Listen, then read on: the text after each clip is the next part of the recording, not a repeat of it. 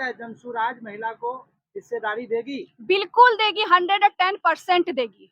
इसमें सोचने या समझने की कोई बात ही नहीं है। हमारे प्रशांत किशोर भैया ने जो कहा है 40% देंगी तो वो देंगे, और उन्होंने जो महिला के लिए किया है, अभी दल नहीं बनने के बावजूद भी उन्होंने हमें घर बैठे रोजगार देने का वादा किया है, और वो वादा उनका शुरू भी हो चुका है। जो घर में बैठे, जिन पढ़ी लिखी जो बच्चियां हैं, लड़कियां हैं, जो थोड़ी भी पढ़ी लिखी, जिनको एंड्रॉइड फोन चलाने आता है, वो अभी से उनको 8 से 10 हजार की नौकरियां दे रही है। ये कम है? अगर हमको इसी में थोड़ा थोड़ा करके भागीदारी मिल जाए तो हम बहुत आगे जाएंगे। हमको किसी पार्टी से कोई लेना देना नहीं है। हमको अपने समाज में, अपना भारतीय नारी के लिए, महिलाओं के लिए हमको अपना व्यवस्था चाहिए। हमको अपने व्यवस्था में सुधार चाहिए। किसी का पार्टी से हमको कोई लेना देना नहीं है। कोई क्या कर रहा है, क्या नहीं कर रहा, हम सबसे खुश हैं। हमको किसी से किसी प्रकार की नाराजगी नहीं है। हमें बस अपनी व्यवस्था चाहिए, महिला को सुरक्षा चाहिए। अब हम महिला को भी रोजगार चाहिए, और हम अपने प्रशांत भैया के साथ कमर से कमर, कंधा से कंधा मिलाकर चलेंगे। बस मैं इतना ही कहना चाहूंगी कि हमारे प्रशांत भैया जिंदाबाद जिंदाबाद हैं और रहेंगे, इसके अलावा और कुछ नहीं। आपका परिचय? मेरा नाम सोनी पांडे, मैं नगर अध्यक्ष। मेरा नाम सुरेंद्र मोहन यादव है। मैं प्रोफेसर हूं और जनसुराज में पिछले 1.5 वर्षों से संकल्प के साथ जुड़ा हूं। अभी तक आदरणीय प्रशांत जी जो जनसुराज के सूत्रधार हैं, उनकी बातों पर, उनकी समझ को परखते हुए हमने जनसुराज का दामन थामा, और दिन और रात एक करके जनसुराज रटते रहता हूं और इसके लिए काम करता हूं।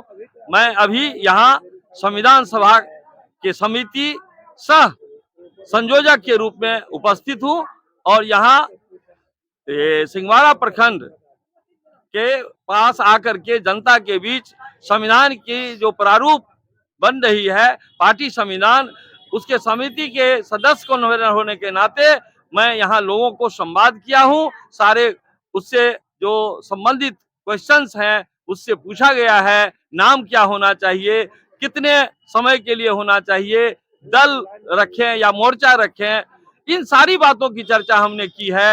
हमने यहाँ तक कहा है कि झंडा कैसा होना चाहिए, क्योंकि हमारे जो सूत्रधार हैं उनकी सोच है कि जनता सर्वोपरि है और जनता के हर वर्ग हैं। हम सबकी भागीदारी देते हुए सबसे उनकी राय लेकर के ही संविधान बनाएंगे, ताकि सबों के हित की रक्षा हो सके, और कल जनसुराज पूरे देश के लेवल पर यह जनसुराज लोग जपते रहें। और इसी उद्देश्य से आप सबों का सम्मान करते हुए मैं विदा लेता हूं, और ये कहता हूं कि आप सभी भी जहां रहें, ये जरूर कहें कि जनसुराज बिहार का हितैषी है और बिहार में व्यवस्था परिवर्तन के लिए कृत संकल्पित है। बहुत बहुत धन्यवाद। आपके चैनल के माध्यम से जनसुराज का विचार रख रहा हूं और सभी लोगों का आभार व्यक्त कर रहा हूं। जनसुराज के सामने न कोई बड़ी पार्टी है न कोई छोटी पार्टी है। कोई बड़ी छोटी पार्टी नहीं है, और बहुत सोच समझ के ये जो राजनीतिक विचारक हैं श्रीमान प्रशांत किशोर जी, बरसों का मेहनत, बरसों का सोच और तपस्या को लेके बिहार के विकास के लिए उनका आना हुआ है। जनसुराज पार्टी जो अभी बनने के क्रम में है, उसके संविधान सभा की आज पहली बैठक हुई है। भारत की संविधान या बाकी पार्टियों की संविधान की तो बड़ी चर्चाएं पूरे देश में बड़ी काफी हो रही है।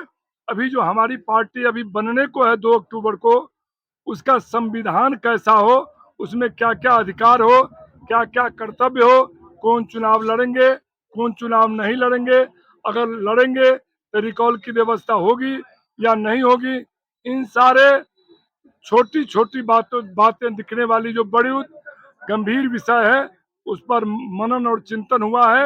यहाँ के जनसुराजियों का विचार लिया गया है, और मैं आपके माध्यम से पूरे समाज को विश्वास दिलाता हूँ, 2 अक्टूबर के बाद पूरे बिहार में जलजला आने वाला है।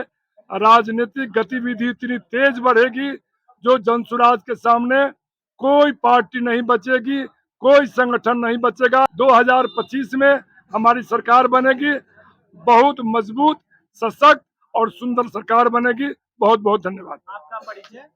सभा संविधान समिति जो बिहार में बनी है उसका मैं मेंबर हूँ। दरभंगा जिला में हम दोनों मेंबर हैं उसके, डॉक्टर जाधव जी और मैं।